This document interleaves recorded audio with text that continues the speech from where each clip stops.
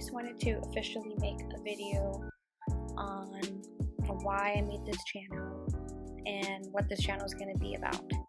So pretty much, my YouTube channel name is Lupus with a Purpose. So I guess the title gives it away, but pretty much it's just going to be me talking about just my lupus journey,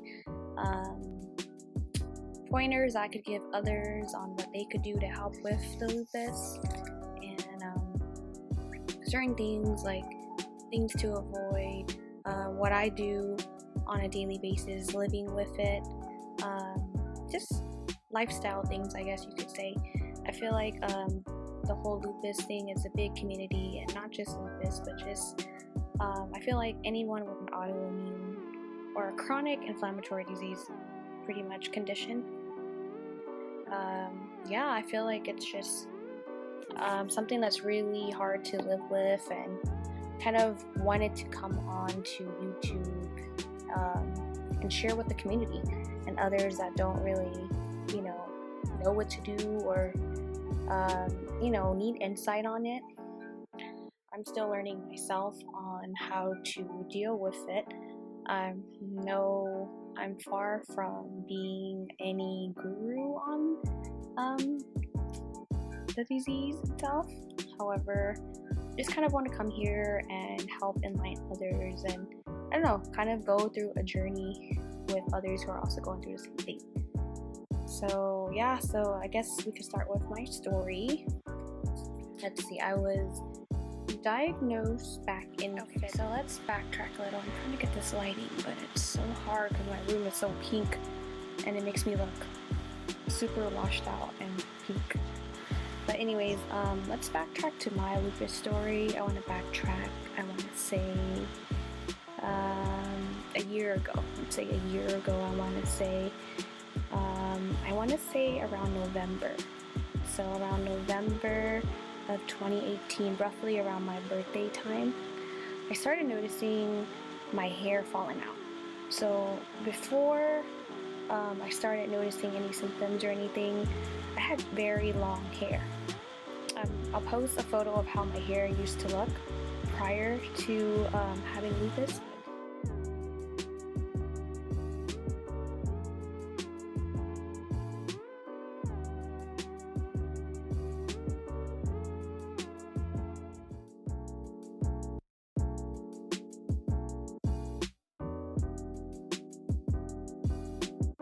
Prior to having lupus, but let me see if you could see it now. But this is my hair now.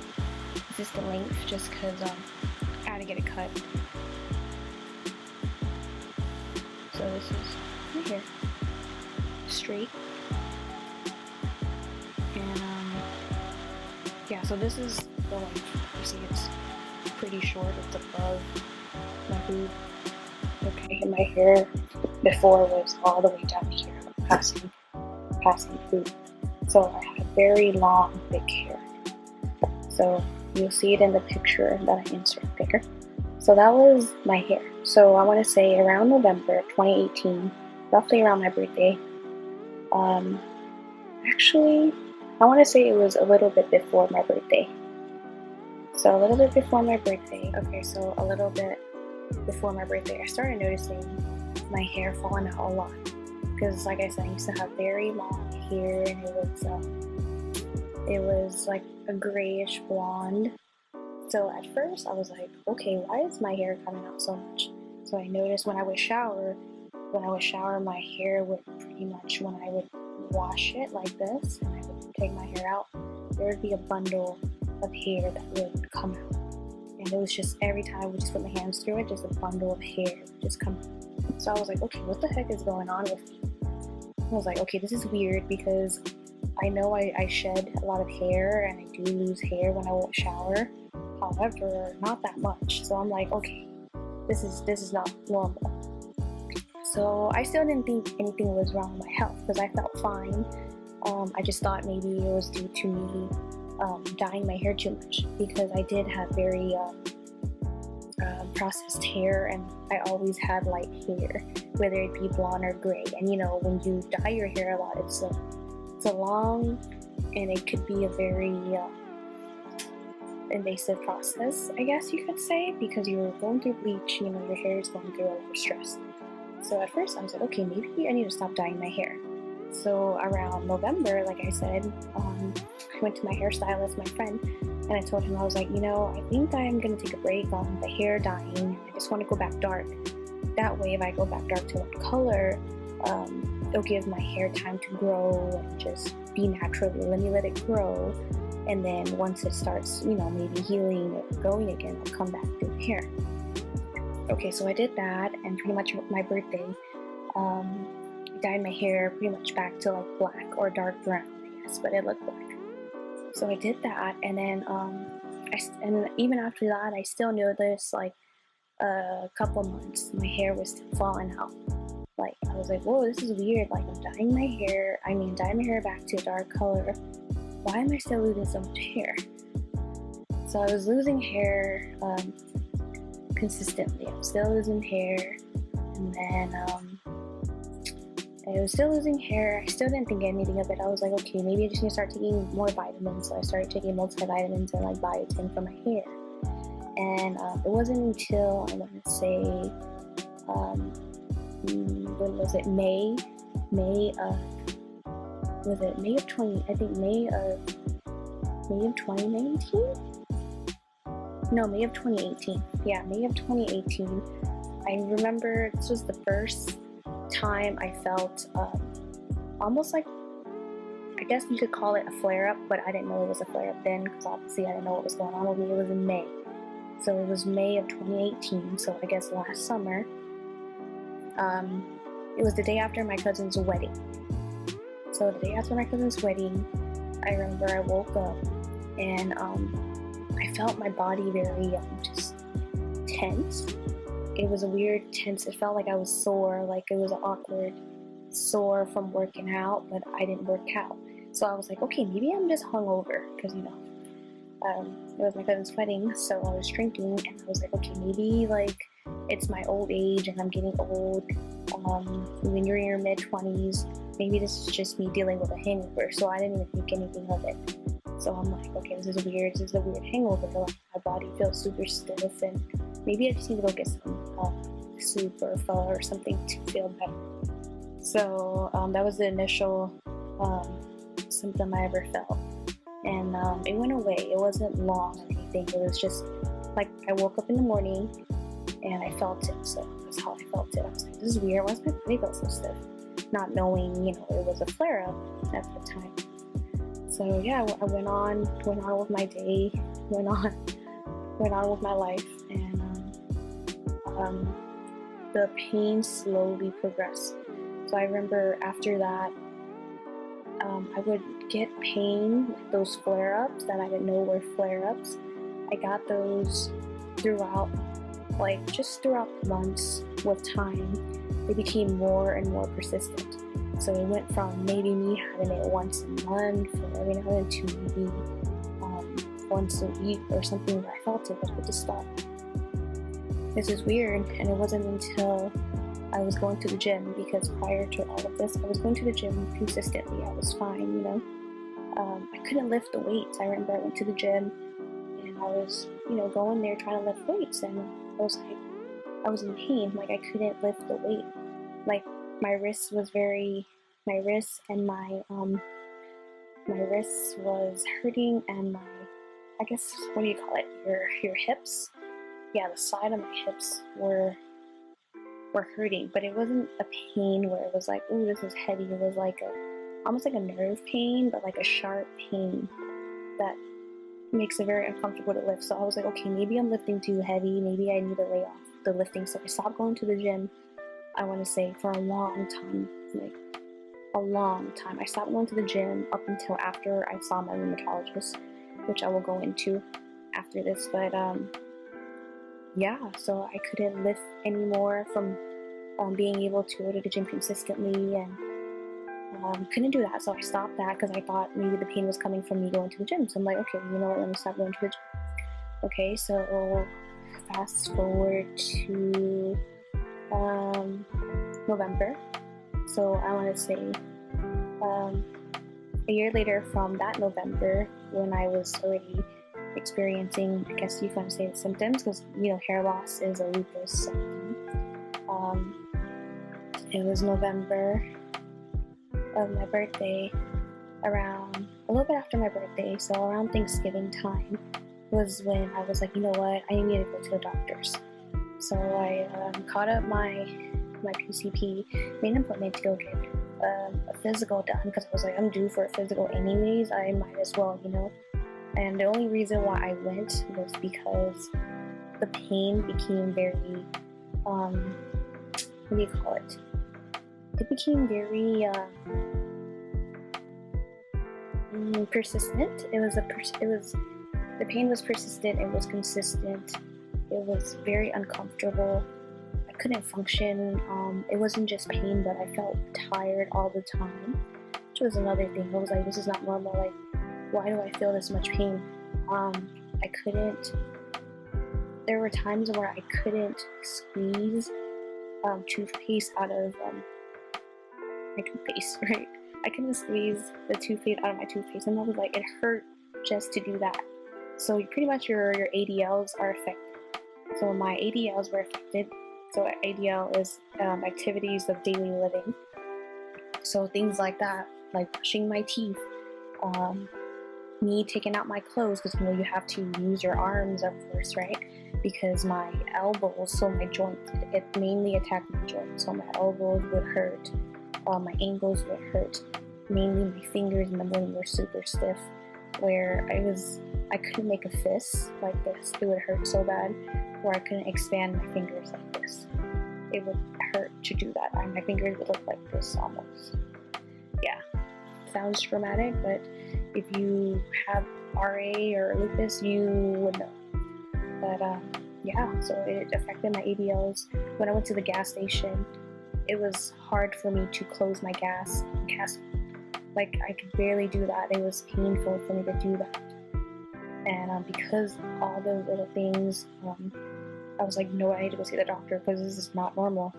It was consistent pain, and the pain was chronic. And my body just didn't feel normal. I felt tired all the time, and I'm the type of person that's always on the go. I don't like to just lay around and just, I don't know, sleep, you know what I mean? I'm usually always just up, and I felt like when I was experiencing the symptoms, I felt tired all the time. I always wanted to sleep. I took naps when before I never napped. It was rare that I would nap. Yeah, I got to that point where I felt like, why am I always this tired? I was always in pain. I was always tired. And so yeah, I went to the doctors. I got a physical done. They did a full blood work and everything on me. That's another story to deal with, because it was such a long process for me until I finally got to see a specialist. Just the whole issue with insurance and all that. For me, it was a very emotional roller coaster, mentally, physically, emotionally. It's just a lot. Dealing with the symptoms on top of feeling like you're not getting help. It was very hard. It was a very, very, very tough time for me. But anyway, so I saw the doctor a while back, got that back, got lab work done, and my lab work came back pretty much. It showed that my SED rate, that's one of the inflammation markers, came back very high. So the normal SED rate is between 0 to 20. My SED rate was at 83. So that is skyrocket high, and that's not normal. Usually it's only super high like that when your body is dealing with like a infection, serious infection, or like you're dealing with cold, so your body is dealing with some type of cold, or you're sick. Your inflammation markers are going to be high because your immune system is working. It's fighting against the pathogen or whatever virus it's attacking your body. But on a normal basis, it should not be that high if you're normal, which I was. So that came back, and after that came back, they prescribed me naproxen for the inflammation because my inflammation was so high. But I didn't take naproxen. I think I took it once. I only took it once when when I was in a lot of pain, which was usually at nighttime. I would experience the pain mainly at night and in the morning, per se, when it's cold. So when it's cold, definitely, like, kind of like arthritis, right? It's affected by the temperature. So that's why I thought at first, I was like, okay, maybe I have like rheumatoid arthritis. And it's possible to get it even at a young age. You don't have to be old to get RA. So at first, when I found out about that, I was like, okay, maybe I have RA or something. But yeah, they gave me naproxen. I didn't really take it just because I don't believe in taking pain medication for pain. You know what I mean? There's other ways. I'm not a big medication person. Yeah, so I didn't take naproxen. We took more tests, and then when they ran more tests on me, I came back positive for the, I think, anti-DNA, which is pretty much a autoimmune disease, but I tested positive for that. So once I tested positive for the autoimmune disease, right away, they referred me to a specialist, mainly a rheumatologist, because they specialize in these autoimmune stuff. So I got referred to a specialist, and initially when I got referred to the specialist, I wasn't going to get seen until July. So July of this year. So it's August now, last month. So mind you, I got results back in January about the positive autoimmune. I was not going to get seen until July. What's that, 7 months? So imagine me dealing with all the symptoms with no help and just pretty much getting prescribed naproxen. So just, here you go, take naproxen until then. So I was like, you know what, I'm like over here dying. Like I felt like crap, and I'm like, I can't continue my daily life like this. Like it's very, what is it? Debilitating. Like it just pretty much takes over my life, my mood, like everything, just mentally, emotionally draining. So I was like, can I go see a different specialist outside of my doctors? So I looked around, and I got referred elsewhere, which I'm happy about because they were able to get me in by February. So you see the difference there? From July to February, like a month I could wait, you know what I mean? But something like this, it's just, can't make somebody wait when it's something chronic like this, you know what I mean? I remember when I was getting help, I had to tell the lady, I was like, I go to school, and when I go to school, sometimes I'm limping to class because I'm in that much pain and I have to go to class. Like I have work, I have school, like I have all these things, the responsibilities that I still have to, wake up and do and go to every day, and I don't know what I have, but I need to get help. So I remember finally February, I was finally able to see my specialist. She was pretty much telling me what it could be. She got my labs back, and she was saying it's looking a lot like lupus, but just to make sure, I don't want to misdiagnose you because RA and lupus are very similar. She ran more lab tests on me. We did that. She started me on a corticosteroid, prednisone, just to bring down inflammation. And yeah, so I got that. The next time I saw her, we came back, and she pretty much diagnosed me with lupus. She said all the tests came back, and it was more leaning towards lupus. So that's when I was diagnosed with lupus, and that's when we started the treatment plan and everything. So I started on prednisone and Plaquenil. which is pretty much the most common medications you're going to start with when you have lupus. I kind of already knew that I was going to be given those, which was why I was praying that it wasn't, but it is what it is. Yeah, I really didn't want to be on it. I definitely did not want to be on steroids, just because I just know what it does to you, but I understand that in the meantime I do need to take it just because my inflammation levels were just too high. Too high where I don't think diet at that time would be able to just solely bring it down. You know what I mean? I would have to be in consistent pain, and it got to the point where I couldn't function, normally. Yeah, I felt handicapped. I remember I would tell my family and my friends that, like, I felt like shit. Like, I felt like I couldn't help myself. And that's the worst feeling when you're used to being somebody independent and you're used to doing things on your own, being able to help yourself, and one day you wake up and you can't do the simplest things like squeeze a tube of toothpaste out. It's very emotionally draining. So, yeah, I bit the bullet. I started a treatment plan with her. I was afraid of the side effects that I might have, just because prednisone is a corticosteroid. It's very strong, which is why they start you. It's not something you would take long term.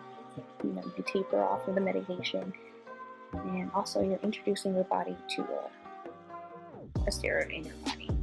It alters your body. Like I was saying, it alters your body and just alters your hormones, and just the long-term effects of prednisone is not good.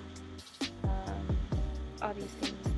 But however, I did go on with it. I just knew prednisone wasn't going to be something I was on long term. It was just temporary to help my inflammation. So, it really helped with my pain. I'm not gonna lie. Once I started prednisone,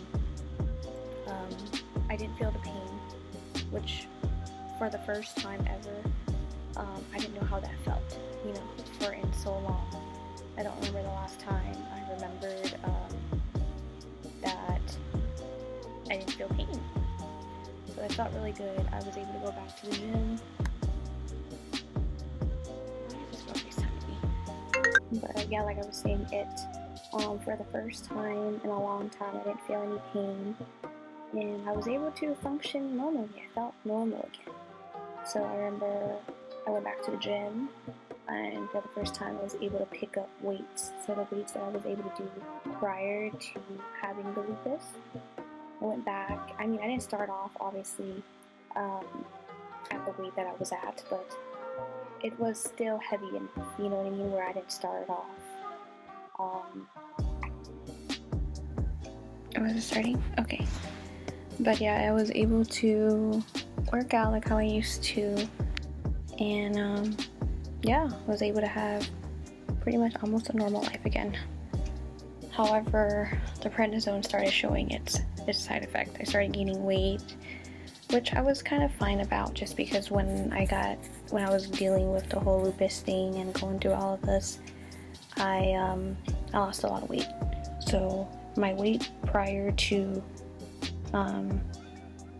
being sick or having the lupus, I was 126 pounds. That was 126 pounds healthy weight. Once I started having I guess the symptoms, I dropped down to, I want to say in less than how many months, I dropped down to 109 pounds. So very drastic. But because of prednisone, I was gaining weight from it, but it also started breaking me out.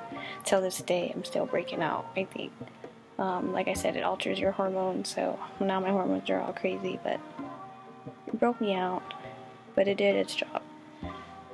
So that was my journey with that. And then I started Plaquenil on top of being on prednisone. So yeah, that's pretty much my lupus story. And as of today, I'm still battling with it. I have a new treatment plan now, just because I felt like after I got off prednisone, the Plaquenil alone was not doing its job. It wasn't working well enough, so I was getting flare-ups more often after I got off prednisone, and it's not supposed to be that way. So I just recently started on methotrexate. Methotrexate, I really did not want to go on. That was the one medication I was like, if I could avoid, I don't want to go on. Just because it is, you know, a low-dose chemo drug, all this, yeah, all these medications are going to have a lot of toxicity in it, but sometimes you just can't avoid it. Just because I felt like, I don't know, when I had to take methotrexate, I really didn't want to. It took me a while until I started. I think I just started taking it this Monday. So I was prescribed the methotrexate, I want to say like almost a month ago, but I just haven't gotten myself to take it. Just due to personal reasons, and just I wanted to try a different approach. But that's why in my, I think my first video, the previous video and the first video I ever posted on here, I did the whole Trader Joe's lupus friendly haul, just because, like I said, I really want to incorporate having a healthier lifestyle, because everything you eat, what is it? It adds to the inflammation. It either helps it or it makes it worse. So, which is why I've just been trying to really focus on being strict on my diet, you know, going for that approach where I don't have to solely rely on medication my whole life. You know, the goal is to have the lupus go on to remission, because there's no cure for lupus. So when it goes to the remission phase, that's when it is pretty much controlled enough where it is not doing anything to affect your body. So I would have no flare-ups, nothing. My inflammation markers would be back to normal, and the goal is to get it to be at a remission phase. But that's still a long process, and I'm still working every day to get to that point. I hope this answers any questions. Hopefully this gives anyone insight on lupus, if you're battling with lupus, to know that you're not alone. Not just lupus, but any chronic inflammatory disease, you know what I mean? It's very life debilitating, and it's just, it really changes your whole life. Like, my life now is never going to be the same, and it's just learning how to adjust to it, learning how to live with it, you know what I mean? It sucks because you're sitting here and you think, you know, why me? But it happened. Life's not fair. You just have to really learn how to deal with it. And yeah, just trying to be more proactive about it, learning about the condition. Yeah, so hopefully I could help others with this channel. Hopefully I'll bring out some interesting and helpful content that could help others. Yeah, it's going to be a big community here. I hope you guys enjoyed the video. You could comment, rate, and subscribe if you want to. And yeah, bye!